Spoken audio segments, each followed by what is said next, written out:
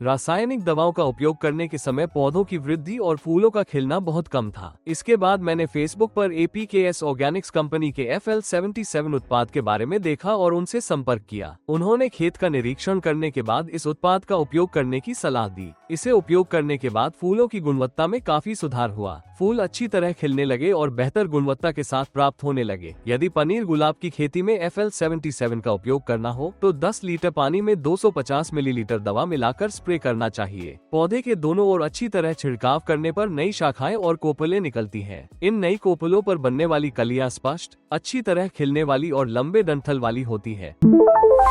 नमस्कार, मैं तमिलनाडु के तिरुचिरापल्ली जिले के तुवरकुरिची के पास के क्षेत्र से हूँ। हमारे पास लगभग 1 से 1.5 एकड़ भूमि है। इसमें 50 सेंट में मोगरा और 50 सेंट में पनीर गुलाब की खेती कर रहा हूँ। शुरुआत में जब मैं मोगरा की खेती कर रहा था तब केवल रासायनिक दवाओं का ही उपयोग करता था। उस समय पौधों की वृद्धि और फूलों का खिलना काफी कम था।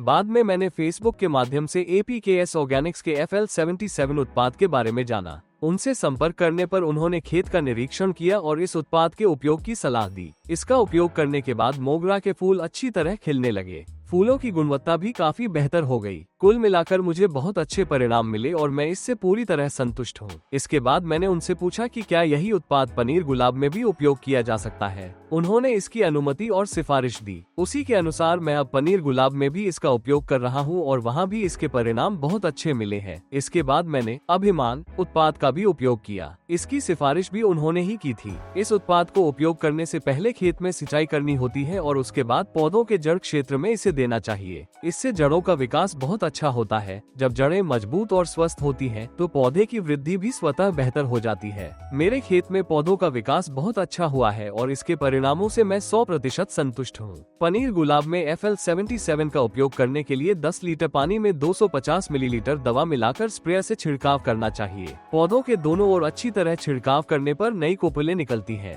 इन कोपलों पर बनने वाली कलियां स्पष्ट, अच्छी तरह खिलने वाली और लंबे डंठल वाली होती हैं। इसी कारण बाजार में इस पनीर गुलाब को विशेष पहचान और अच्छा मूल्य मिलता है।